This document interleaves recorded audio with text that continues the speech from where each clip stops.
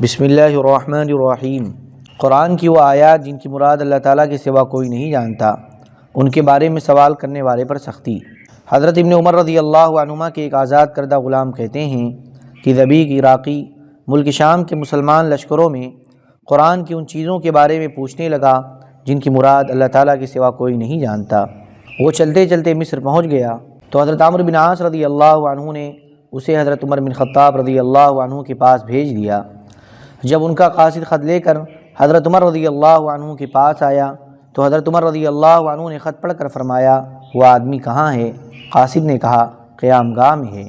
حضرت عمر رضی اللہ عنہ نے فرمایا، اس پر نگاہ رکھنا وہ کہیں چلا نہ جائے ورنہ تمہیں سخت سزا دوں گا۔ قاصد اسے حضرت عمر رضی اللہ عنہ کے پاس لے آیا۔ حضرت عمر رضی اللہ عنہ نے اس سے پوچھا، تم کیا پوچھتے ہو؟ اس نے اپنے سوالات بتائے۔ حضرت عمر رضی اللہ عنہ نے میرے پاس پیغام بھیجا کہ کھجور کی ٹہنی لاؤ۔ میں نے جا کر ان کو ٹہنی لا دی۔ انہوں نے ذبیح کو ٹہنی سے اتنا مارا کہ اس کی پیٹھ زخمی ہو گئی۔ پھر حضرت عمر رضی اللہ عنہ نے اسے چھوڑ دیا۔ جب اس کی پیٹھ ٹھیک ہو گئی تو اسے پھر ٹہنی سے اتنا مارا کہ اس کی پیٹھ زخمی ہو گئی اور اسے چھوڑ دیا۔ جب اس کی پیٹھ ٹھیک ہو گئی اور اسے مارنے کے لیے تیسری مرتبہ بلایا تو ذبیح نے کہا، اے امیر المؤمنین، اگر آپ مجھے قتل کرنا چاہتے ہیں تو اچھی طرح قتل کریں، اور اگر آپ میرا علاج کرنا چاہتے ہیں تو اب میں ٹھیک ہو گیا ہوں۔ قرآن کی متشابہ آیات کے بارے میں پوچھنے اور گفتگو کرنے سے میں نے توبہ کر لی ہے۔ اس پر حضرت عمر رضی اللہ عنہ نے اسے اپنے علاقے میں جانے کی اجازت دے دی اور وہاں کے گورنر حضرت ابو موسیٰ اشعری رضی اللہ عنہ کو لکھا کہ ذبیح کے ساتھ کوئی مسلمان نہ بیٹھا کرے۔ اس سے ذبیح بہت زیادہ پریشان ہوا۔ پھر حضرت ابو موسیٰ رضی اللہ عنہ نے حضرت عمر رضی اللہ عنہ کو لکھا کہ اب ذبیح کی حالت ٹھیک ہو گئی ہے۔ اس پر حضرت عمر رضی اللہ عنہ نے انہیں لکھا کہ اب لوگوں کو ان کے ساتھ اٹھنے بیٹھنے کی اجازت دے دو۔ حضرت سلیمان بن یسار رحمۃ اللہ علیہ کہتے ہیں کہ بنو تمیم کے ایک آدمی کو ذبیح بن عسل کہا جاتا تھا۔ وہ مدینہ منورہ آیا۔ اس کے پاس چند کتابیں تھیں اور وہ قرآن کی متشابہ آیات کے بارے میں پوچھا کرتا تھا جن کی مراد اللہ کے سوا کوئی نہیں جانتا۔ حضرت عمر رضی اللہ عنہ کو اس کی اطلاع ملی تو اس کے لیے کھجور کی ٹہنیاں تیار کروائیں اور آدمی بھیج کر اسے بلایا۔ جب وہ حضرت عمر رضی اللہ عنہ کے پاس آیا تو اس سے پوچھا، تو کون ہے؟ اس نے کہا، میں اللہ کا بندہ ذبیح ہوں۔ حضرت عمر رضی اللہ عنہ نے فرمایا، میں اللہ کا بندہ عمر ہوں۔ پھر حضرت عمر رضی اللہ عنہ نے اشارہ کر کے اسے ٹہنیوں سے مارنا شروع کر دیا اور اتنا مارا کہ اس کا سر زخمی ہو گیا اور خون اس کے چہرے پر بہنے لگے۔ تو ذبیح نے کہا، اے امیر المؤمنین، اب بس کر دیں۔ اللہ کی قسم، میرے دماغ میں جو شیطان گھسا ہوا تھا وہ اب جاتا رہا۔ ابو عثمان کی روایت میں یہ ہے کہ حضرت عمر رضی اللہ عنہ نے ہمیں لکھا کہ اس کے ساتھ نہ بیٹھو، چنانچہ جب وہ آتا اور ہم 100 آدمی بھی ہوتے تو ہم بکھر جاتے۔ حضرت سعید بن مسیب رحمۃ اللہ علیہ کہتے ہیں کہ ذبیح تمیمی حضرت عمر رضی اللہ عنہ کے پاس آیا اور اس نے سورہ ذاریات کے بارے میں ان سے پوچھا۔ آگے اور حدیث ذکر کی۔ ابن انباری کی روایت میں یہ ہے کہ پہلے تو ذبیح اپنی قوم کا سردار تھا، لیکن اس واقعے کے بعد اس کی قوم میں اس کی کوئی حیثیت نہیں رہی۔ حضرت حسن رحمۃ اللہ علیہ کہتے ہیں، کچھ لوگ مصر میں حضرت عبداللہ بن عمر رضی اللہ عنہما سے ملے اور ان سے کہا، ہمیں اللہ کی کتاب میں ایسی چیزیں نظر آ رہی ہیں جن پر عمل کرنے کا اللہ نے حکم دیا ہے لیکن ان پر عمل نہیں ہو رہا، اس لیے ہم اس بارے میں امیر المؤمنین سے ملنا چاہتے ہیں۔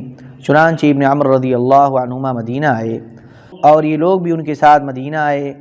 حضرت ابن عمر رضی اللہ عنہما نے حضرت عمر رضی اللہ عنہ سے ملاقات کی اور عرض کیا، اے امیر المؤمنین، کچھ لوگ مجھ سے مصر میں ملے تھے اور انہوں نے کہا تھا کہ ہمیں اللہ کی کتاب میں ایسی چیزیں نظر آ رہی ہیں جن پر عمل کرنے کا اللہ نے حکم دیا ہے لیکن ان پر عمل نہیں ہو رہا ہے، اس لیے اس بارے میں وہ آپ سے ملنا چاہتے ہیں۔ حضرت عمر رضی اللہ عنہ نے فرمایا، انہیں اکٹھا کر کے میرے پاس لے آؤ۔ چنانچہ حضرت ابن عمر رضی اللہ عنہما انہیں اکٹھا کر کے حضرت عمر رضی اللہ عنہ کے پاس لے آئے۔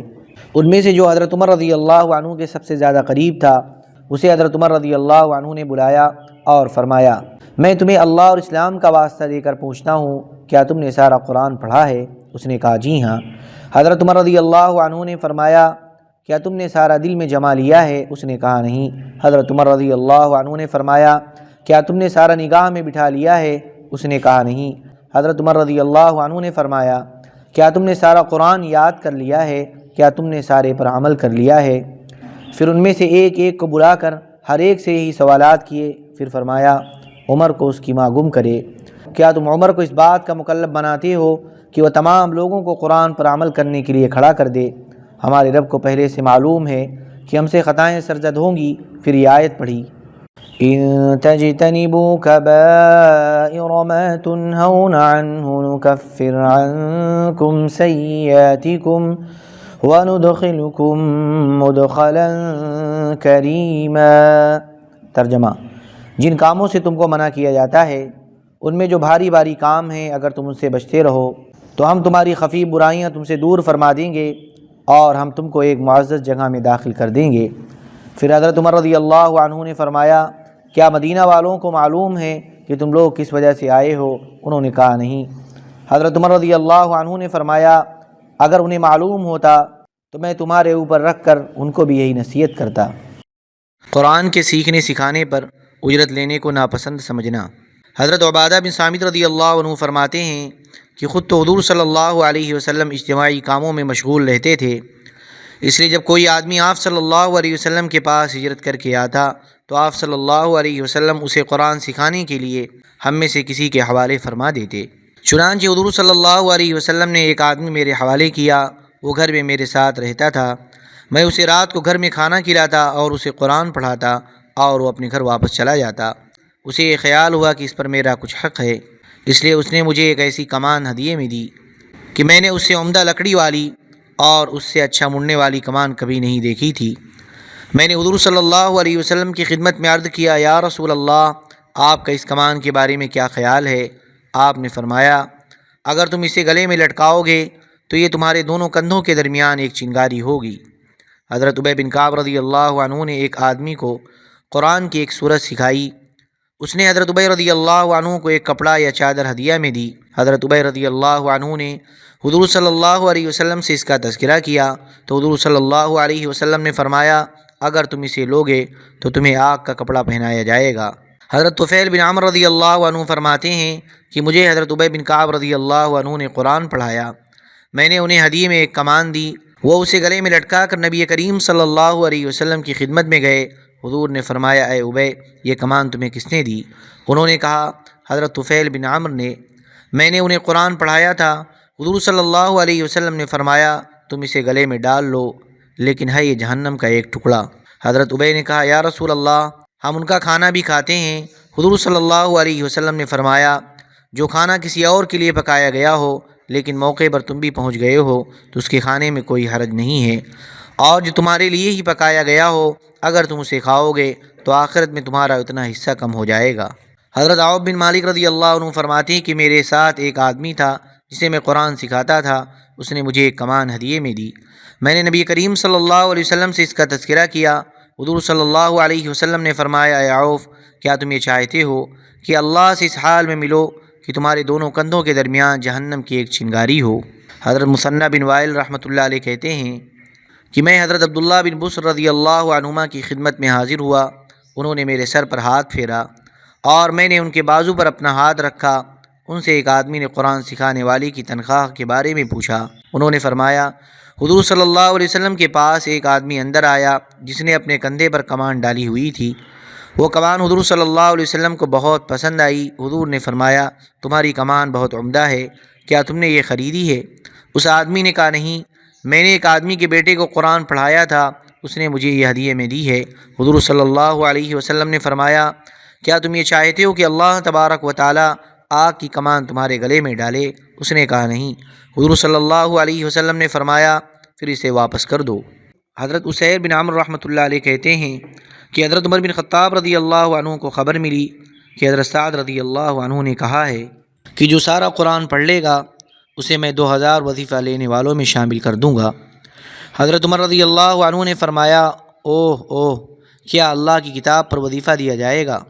حضرت سعد بن ابراہیم رحمۃ اللہ علیہ کہتے ہیں کہ حضرت عمر بن خطاب رضی اللہ عنہ نے اپنے ایک گورنر کو خط لکھا کہ لوگوں کو قرآن سیکھنے پر کچھ وظیفہ دو، تو اس گورنر نے حضرت عمر رضی اللہ عنہ کو لکھا کہ آپ نے مجھے لکھا ہے کہ لوگوں کو قرآن سیکھنے پر کچھ وظیفہ دو، اس طرح تو وہ بھی قرآن سیکھے گا جو صرف وظیفہ کے رجسٹر میں اندراج کروانا چاہتا ہوگا۔ اس پر حضرت عمر رضی اللہ عنہ نے انہیں لکھا کہ اچھا لوگوں کو حضور صلی اللہ علیہ وسلم کی صحبت اور حضور صلی اللہ علیہ وسلم کی دوستی کی بنیاد پر دو۔ حضرت مجاہد رحمۃ اللہ علیہ کہتے ہیں کہ حضرت عمر بن خطاب رضی اللہ عنہ نے فرمایا، اے علم اور قرآن والو، علم اور قرآن پر قیمت مت لو، ورنہ زناکار لوگ تم سے پہلے جنت میں چلے جائیں گے۔ چونکہ دوسری حدیث میں قرآن پڑھانے پر اجرت لینے کی اجازت بھی آئی ہے، اس لیے بہتر یہ ہے کہ اجرت نہ لے، اور اگر لے تو پڑھانے میں جو وقت خرچ ہوا ہے اجرت کو اس کا بدل سمجھے، پڑھانے کے عمل کا بدل نہ سمجھے۔ لوگوں میں قرآن کے بہت زیادہ پھیل جانے کے وقت اختلاف پیدا ہونے کا ڈر۔ حضرت ابن عباس رضی اللہ عنہما فرماتے ہیں کہ میں حضرت عمر بن خطاب رضی اللہ عنہ کے پاس بیٹھا ہوا تھا کہ اتنے میں ان کے پاس ایک خط آیا جس میں لکھا ہوا تھا کہ کوفہ والوں میں بہت سے لوگوں نے اتنا قرآن پڑھ لیا۔ یہ پڑھ کر خوشی کی وجہ سے حضرت عمر رضی اللہ عنہ نے اللہ اکبر کہا، اللہ ان پر رحم فرمائے۔ میں نے کہا ان میں اختلاف ہو جائے گا۔ انہوں نے فرمایا، اوہو، تمہیں یہ کہاں سے پتہ چل گیا؟ اور حضرت عمر رضی اللہ عنہ کو غصہ آ گیا تو میں اپنے گھر چلا گیا۔ اس کے بعد انہوں نے میرے پاس بلانے کے لیے آدمی بھیجا، میں نے انہیں کوئی عذر کر دیا، پھر انہوں نے یہ کہلا کر بھیجا کہ میں تمہیں قسم دے کر کہتا ہوں کہ تمہیں ضرور آنا ہوگا۔ چنانچہ میں ان کی خدمت میں حاضر ہوا۔ انہوں نے فرمایا، تم نے کوئی بات کہی تھی؟ میں نے کہا، استغفر اللہ، اب وہ بات دوبارہ نہیں کہوں گا۔ فرمایا، میں تمہیں قسم دے کر کہتا ہوں کہ تم نے جو بات کہی تھی وہ دوبارہ کہنی ہوگی۔ میں نے کہا، آپ نے فرمایا تھا کہ میرے پاس خط میں یہ لکھا ہوا آیا ہے کہ کوفہ والوں میں سے بہت سے لوگوں نے اتنا قرآن پڑھ لیا ہے۔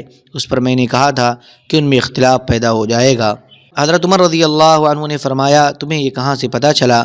میں نے کہا، میں نے یہ آیت وَمِنَ النَّاسِ مَن يُعْجِبُكَ قَوْلُهُ فِي الْحَيَاةِ الدُّنْيَا وَيُشْهِدُ اللَّهَ عَلَى مَا فِي قَلْبِهِ سے لے کر وَاللَّهُ لَا يُحِبُّ الْفَسَادَ تک پڑھی ہے۔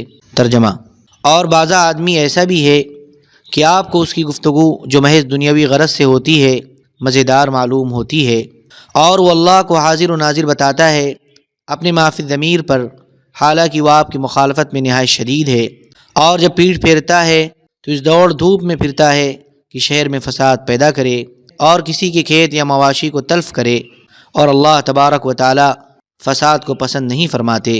جب لوگ اس طرح کریں گے تو قرآن والا صبر نہیں کر سکے گا۔ پھر میں نے یہ آیت پڑھی، وَإِذَا قِيلَ لَهُ اتَّقِ اللَّهَ أَخَذَتْهُ الْعِزَّةُ بِالْإِثْمِ فَحَسْبُهُ جَهَنَّمُ وَلَبِئْسَ الْمِهَادُ وَمِنَ النَّاسِ مَن يَشْرِي نَفْسَهُ ابْتِغَاءَ مَرْضَاتِ اللَّهِ وَاللَّهُ رَءُوفٌ بِالْعِبَادِ۔ ترجمہ، اور جب اس سے کوئی کہتا ہے کہ خدا کا خوف کر تو نخوت اس کو اس گناہ پر دونا آمادہ کر دیتی ہے، سو ایسے شخص کی کافی سزا جہنم ہے اور وہ بری ہی آرام گاہ ہے۔ اور بعض آدمی ایسا بھی ہے کہ اللہ کی رضا جوئی میں اپنی جان تک صرف کر ڈالتا ہے، اور اللہ تبارک و تعالیٰ ایسے بندوں کے حال پر نہایت مہربان ہیں۔ حضرت عمر رضی اللہ عنہ نے فرمایا، اس ذات کی قسم جس کے قبضے میں میری جان ہے، تم نے ٹھیک کہا۔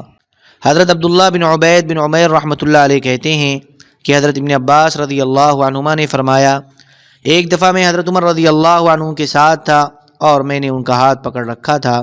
حضرت عمر رضی اللہ عنہ نے فرمایا، میرا خیال یہ ہے کہ قرآن لوگوں میں بہت زیادہ پھیل گیا ہے۔ میں نے کہا، یا امیر المؤمنین، مجھے تو یہ بات بالکل پسند نہیں ہے۔ حضرت عمر رضی اللہ عنہ نے میرے ہاتھ میں سے اپنا ہاتھ کھینچ کر فرمایا، کیوں؟ میں نے کہا، اس لیے کہ جب سب لوگ قرآن پڑھیں گے اور صحیح مطلب سمجھنے کی استعداد نہیں ہوگی تو اپنے طور سے معنی اور مطلب تلاش کرنے لگیں گے، اور جب معنی اور مطلب تلاش کرنے لگیں گے تو ان میں اختلاف پیدا ہو جائے گا، اور جب ان میں اختلاف ہو جائے گا تو ایک دوسرے کو قتل کرنے لگیں گے۔ یہ سن کر حضرت عمر رضی اللہ عنہ نے مجھے چھوڑ دیا اور الگ بیٹھ گئے۔ پس وہ دن میں نے جس پریشانی میں گزارا یہ اللہ ہی جانتا ہے۔ پھر ظہر کے وقت ان کا قاصد میرے پاس آیا اور اس نے کہا، امیر المؤمنین بلا رہے ہیں، چلو۔ میں ان کے پاس گیا تو انہوں نے فرمایا، تم نے کیا بات کہی تھی؟ میں نے اپنی ساری بات دہرائی۔ حضرت عمر رضی اللہ عنہ نے فرمایا، سمجھتا تو میں بھی اسے تھا، لیکن میں لوگوں سے یہ بات چھپاتا تھا۔ قرآن کے قاریوں کو نبی کریم صلی اللہ علیہ وسلم کے صحابہ کی نصیحتیں۔ حضرت کنانہ عدوی رحمۃ اللہ علیہ کہتے ہیں کہ ملک شام میں مسلمانوں کے جو لشکر تھے ان کے عمراء کو حضرت عمر بن خطاب رضی اللہ عنہ نے خط میں لکھا کہ قرآن کے تمام حافظوں کی فہرست میرے پاس بھیج دو تاکہ میں ان کا وظیفہ بڑھاؤں اور انہیں اطراف عالم میں لوگوں کو قرآن سکھانے کے لیے بھیج دوں۔ اس پر حضرت ابو موسیٰ اشعری رضی اللہ عنہ نے لکھا کہ ہمارے یہاں حافظوں کی تعداد 300 سے زیادہ ہو گئی ہے۔ جواب میں حضرت عمر رضی اللہ عنہ نے ان حافظوں کو یہ نصیحتیں لکھی۔ بسم اللہ الرحمن الرحیم۔ یہ خط اللہ کے بندے عمر کی طرف سے حضرت عبداللہ بن قیس، ابو موسیٰ اشعری اور ان کے ساتھ جتنے حافظ قرآن ہیں ان سب کے نام ہیں۔ سلام علیکم، اما بعد۔ یہ قرآن تمہارے لیے باعث اجر، سبب شرف و عزت اور آخرت میں کام آنے والا ذخیرہ ہے، اس لیے تم اس کے پیچھے چلو، اپنی خواہشات کو قربان کر کے اس پر عمل کرو۔ قرآن تمہارے پیچھے نہ چلے، یعنی قرآن کو اپنی خواہشات کے تابع نہ بناؤ، کیونکہ قرآن جس کے پیچھے چلے گا تو قرآن اسے گدی کے بل گرا دے گا، پھر اسے آگ میں پھینک دے گا، اور جو قرآن کے پیچھے چلے گا قرآن اسے جنت الفردوس میں لے جائے گا۔ تم اس بات کی پوری کوشش کرو کہ قرآن تمہارا سفارشی بنے اور تم سے جھگڑا نہ کرے، کیونکہ قرآن جس کی سفارش کرے گا وہ جنت میں داخل ہوگا، اور جس سے جھگڑا کرے گا وہ آگ میں داخل ہوگا۔ اور یہ جان لو کہ قرآن ہدایت کا چشمہ اور علم کی رونق ہے، اور یہ رحمان کے پاس سے آنے والی سب سے آخری کتاب ہے۔ اس کے ذریعے سے اللہ تبارک و تعالی اندھی آنکھوں کو، بہرے کانوں کو اور پردہ پڑے ہوئے دلوں کو کھولتے ہیں۔ اور جان لو کہ بندہ جب رات کو کھڑا ہوتا ہے اور مسواک کر کے وضو کرتا ہے، پھر تکبیر کہہ کر نماز میں قرآن پڑھتا ہے، تو فرشتے اس کے منہ پر اپنا منہ رکھ کر کہتا ہے اور پڑھ اور پڑھ، تم خود پاکیزہ ہو اور قرآن تمہارے لیے پاکیزہ ہے۔ اور اگر وہ وضو کرے لیکن مسواک نہ کرے تو فرشتہ اس کی حفاظت کرتا ہے اور اسی تک محدود رہتا ہے، اس سے آگے کچھ نہیں کرتا۔ غور سے سنو، نماز کے ساتھ قرآن کا پڑھنا محفوظ خزانہ اور اللہ کا مقرر کردہ بہترین عمل ہے، لہذا جتنا ہو سکے زیادہ سے زیادہ قرآن پڑھو۔ نماز نور ہے اور زکوٰۃ دلیل ہے، اور صبر روشن اور چمکدار عمل ہے، اور روزہ ڈھال ہے، اور قرآن تمہارے لیے حجت ہوگا یا تمہارے خلاف ہوگا، لہذا قرآن کا اکرام کرو اور اس کی توہین نہ کرو، کیونکہ جو قرآن کا اکرام کرے گا اللہ اس کا اکرام کرے گا، اور جو اس کی توہین کرے گا اللہ اس کی توہین کرے گا۔ اور جان لو کہ جو قرآن پڑھے گا اور اسے یاد کرے گا اور اس پر عمل کرے گا اور جو اس میں ہے اس کا اتباع کرے گا تو اس کی دعا اللہ کے ہاں قبول ہوگی۔ اگر اللہ چاہے گا تو اس کی دعا دنیا میں پوری کر دے گا، ورنہ وہ دعا آخرت میں اس کے لیے ذخیرہ ہوگی۔ اور جان لو کہ جو کچھ اللہ کے پاس ہے وہ ان لوگوں کے لیے بہتر اور ہمیشہ رہنے والا ہے جو ایمان والے اور اپنے رب پر توکل کرنے والے ہیں۔ حضرت ابو کنانہ رحمۃ اللہ علیہ کہتے ہیں کہ حضرت ابو موسیٰ رضی اللہ عنہ نے قرآن کے حافظوں کو جمع کیا، ان کی تعداد تقریباً 300 تھی۔ پھر حضرت ابو موسیٰ رضی اللہ عنہ نے قرآن کی عظمت بیان کی اور فرمایا، یہ قرآن تمہارے لیے باعث اجر ہوگا، اور یہ بھی ہو سکتا ہے کہ تمہارے لیے بوجھ اور وبال بن جائے، لہذا تم قرآن کا اتباع کرو، اپنی خواہشات کو قربان کر کے اس پر عمل کرو، قرآن کو اپنی تابع نہ کرو، کیونکہ جو قرآن کے تابع ہوگا اسے قرآن جنت کے باغوں میں لے جائے گا، اور جو قرآن کو اپنے تابع کرے گا تو قرآن اسے گدی کے بل گرا کر آگ میں پھینک دے گا۔ حضرت ابو اسود دیلی رحمۃ اللہ علیہ کہتے ہیں کہ حضرت ابو موسیٰ رضی اللہ عنہ نے قرآن کے حافظوں کو جمع کیا اور فرمایا، میرے پاس اندر صرف قرآن کے حافظوں کو ہی لاؤ۔ چنانچہ ہم تقریباً 300 حافظ ان کی خدمت میں اندر گئے، پھر انہوں نے ہمیں نصیحت کی اور فرمایا، تم لوگ شہر والوں کے حافظ ہو، کہیں ایسے نہ ہو کہ لمبی مدت گزر جانے پر تمہارے دلوں میں سختی آ جائے، جیسے کہ اہل کتاب کے دل سخت ہو گئے۔ پھر فرمایا، ایک صورت نازل ہوئی تھی جو سورہ برات جتنی لمبی تھی، اور سورہ برات کی طرح اس میں سختی اور ڈانٹ ڈپٹ تھی، اس وجہ سے ہم کہتے تھے کہ یہ سورہ برات کے مشابہ ہے۔ اس کی ایک آیت مجھے یاد ہے جس کا ترجمہ یہ ہے کہ اگر ابن آدم کو سونے کی 2 وادیاں مل جائیں تو وہ تیسری وادی کی تمنا کرنے لگے گا، اور ابن آدم کے پیٹ کو صرف قبر کی مٹی ہی بھر سکتی ہے۔ اور ایک صورت اور بھی نازل ہوئی تھی جس کے بارے میں ہم کہتے تھے کہ یہ سورہ مسبحات کے مشابہ ہے، کیونکہ وہ بھی سبح للہ سے شروع ہوتی تھی۔ اس کی ایک آیت مجھے یاد ہے، یا ایھا الذین آمنوا لم تقولون ما لا تفعلون، ترجمہ، اے ایمان والو ایسی بات کیوں کہتے ہو جو کرتے نہیں، ہر بات گواہی بنا کر تمہاری گردنوں میں ڈالی جائے گی، پھر قیامت کے دن اس کے بارے میں تم سے پوچھ ہوگی۔ حضرت ابن مسعود رضی اللہ عنہ کے پاس کوفہ کے کچھ لوگ آئے، حضرت ابن مسعود رضی اللہ عنہ نے انہیں سلام کیا اور انہیں اس بات کی تاکید کی کہ وہ اللہ سے ڈریں اور قرآن کے بارے میں آپس میں جھگڑا نہ کریں، کیونکہ قرآن میں اختلاف نہیں ہے اور نہ اسے چھوڑا جا سکتا ہے، نہ اسے زیادہ پڑھنے سے دل اکتاتا ہے، اور کیا آپ دیکھتے نہیں ہیں کہ شریعت اسلام کے حدود فرائض اور اوامر سب ایک ہی ہیں۔ اگر قرآن میں ایک جگہ کسی کام کا حکم ہوتا اور دوسری جگہ اس کی ممانعت ہوتی تو پھر تو قرآن میں اختلاف ہوتا۔ قرآن میں تمام مضامین ایک دوسرے کی تائید کرنے والے ہیں، اور مجھے یقین ہے کہ تم لوگوں میں علم اور دین کی سمجھ اور لوگوں سے زیادہ ہے، اور اگر مجھے کسی آدمی کے بارے میں یہ معلوم ہو جائے کہ وہ حضرت محمد صلی اللہ علیہ وسلم پر نازل ہونے والے علوم کو مجھ سے زیادہ جاننے والا ہے اور اونٹ مجھے اس تک پہنچا سکتے ہیں، تو میں اس سے علم حاصل کرنے کے لیے ضرور اس کے پاس جاتا تاکہ میرے علم میں اضافہ ہو جائے۔